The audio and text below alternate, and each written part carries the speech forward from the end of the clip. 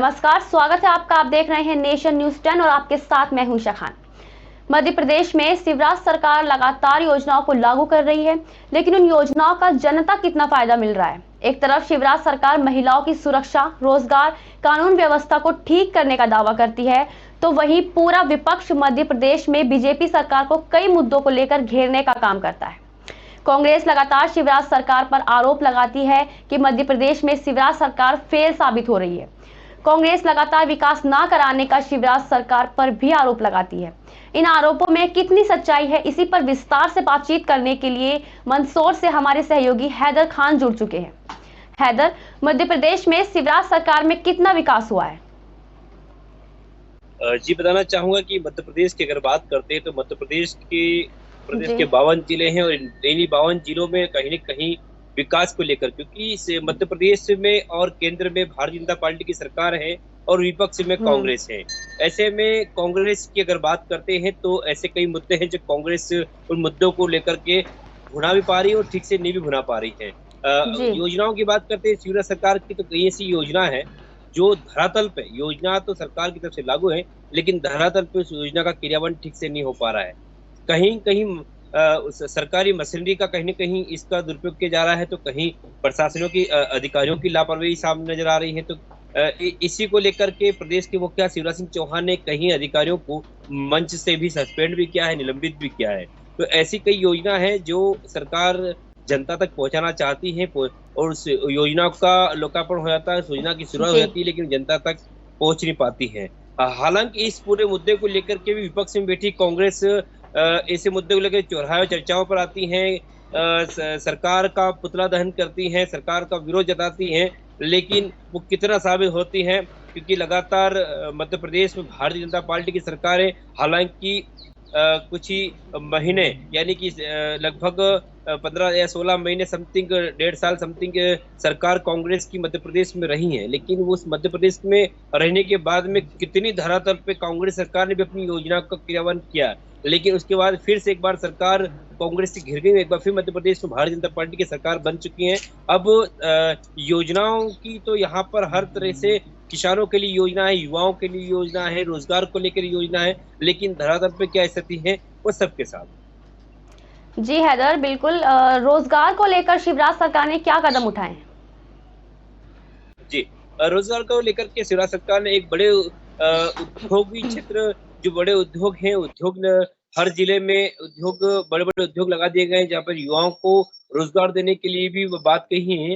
हालांकि आज भी मध्य प्रदेश का युवा अन्य जिलों में जाकर के अपने रोजगार तलाश रहा है, लेकिन बड़े उद्योग में अभी भी कहीं ना कहीं कमी है। तो या तो बाहर का, यूपी का या उत्तर प्रदेश से यूपी तरफ के लोग आकर, पंजाब के लोग आकर के युवा मध्य प्रदेश में रोजगार कर रहे हैं और मध्य प्रदेश का युवा अन्य रोजगार में काम कर रहा है। तो हालांकि सरकार की योजनाएं तो बिल्कुल ठीक तरह से संचालित की जा रही है, लेकिन आज भी उद्योग का काम शुरू है। कई योजनाएं ऐसी हैं जो युवाओं के लिए बनी गई हैं और उस पर काम चल रहा है।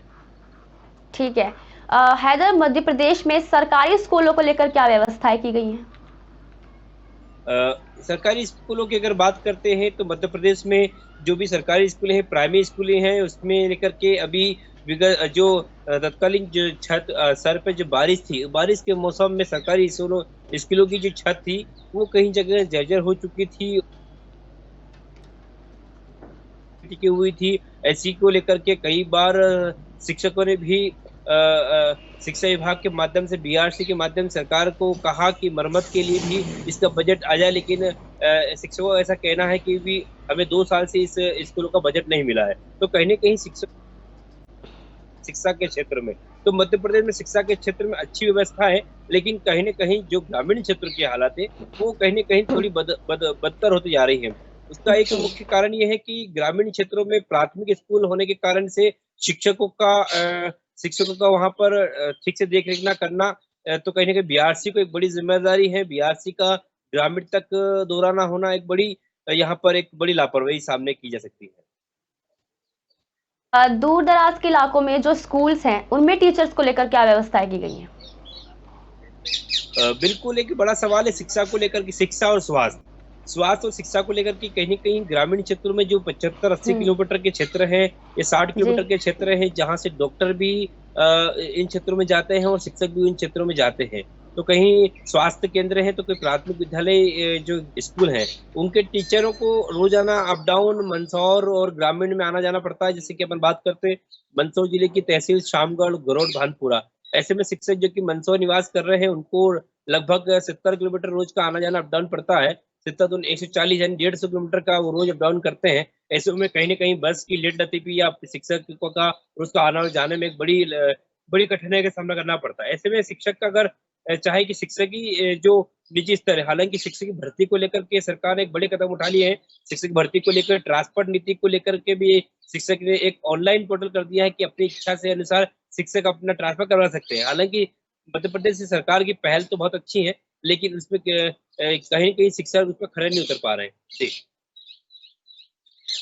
ये बताइए कि मनरेगा से कितने लोगों को रोजगार मिला है?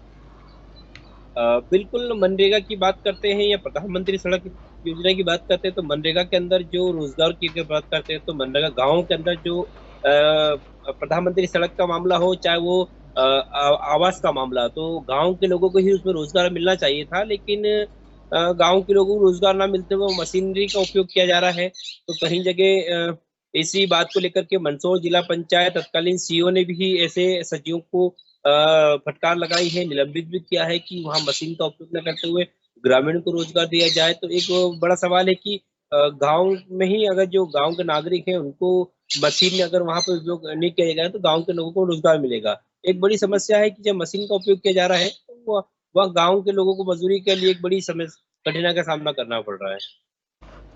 जी, ठीक है। जो सरकारी योजनाएँ हैं, उनको धरातल पर कैसे उतारा जा रहा है?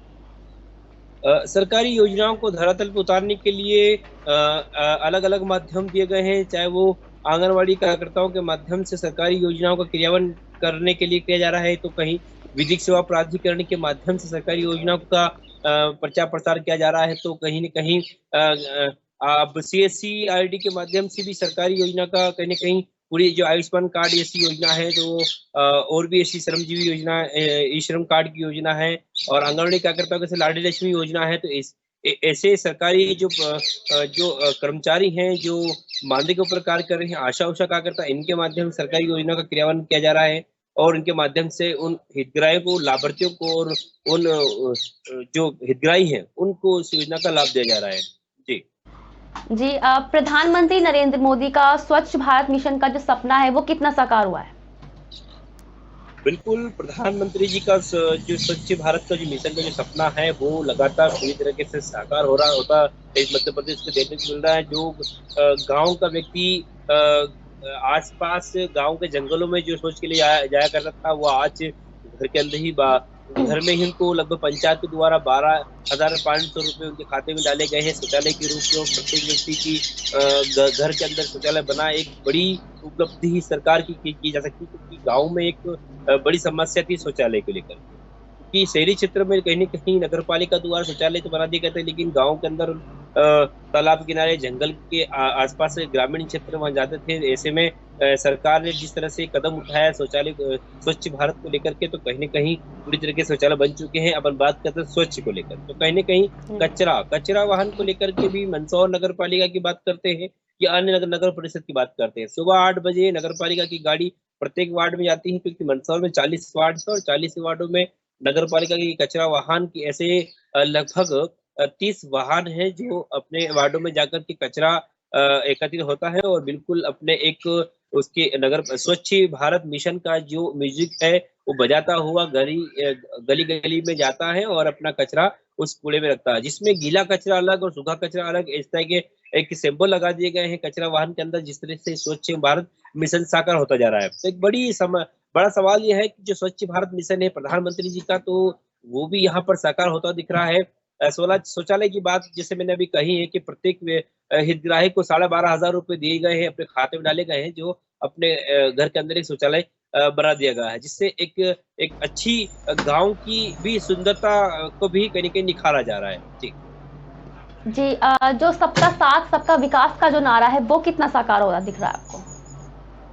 बिल्कुल सबका साथ और सबका विकास और सब पढ़े सब बड़े, ये जो नारे हैं कहीं न कहीं सरकार ने जो वादे किए हुए हैं, हालाँकि इसी को लेकर के कांग्रेस विपक्ष में बैठी कांग्रेस कई मुद्दों को लेकर के धरना प्रदर्शन करती आई है। कई बार मध्य प्रदेश के मुख्यमंत्री के पुतले भी जला दिए गए हैं, लेकिन जो इस योजना पे पूरी तरह से सरकार बिल्कुल संवेदनशील है और कई अधिकारियों को और अपर कलेक्टर को भी इस पर नजर बनाने को कहा है, क्योंकि प्रदेश के मुख्यमंत्री उनकी योजनाओं को लेकर के बड़े चिंतित हैं और लगातार मुख्यमंत्री ऐसी योजनाओं को लेकर के जब भी वो प्रत्येक जिले में जब उनकी सभा होती है तो ऐसे अधिकारियों की वो क्लास लेते हैं कि जो योजना क्रियान्वयन ठीक से हो पा रहा है कि नहीं हो पा रहा, वो जो लाभार्थी हितग्राही है उस हितग्राही को लाभ मिल पा रहा है या नहीं मिल पा रहा है। ऐसे अधिकारियों तो कहीं न कहीं एक बड़ी उपलब्धि है सरकार की कि जब भी वो जिस जिले में जाते हैं तो फीडबैक जनता से भी लेते हैं और अधिकारियों से भी लेते हैं। उसको लेकर के अधिकारियों ने भी कहीं न कहीं नकेल तो कसी हुई है, क्योंकि उनको फीडबैक मंच से देना पड़ता है।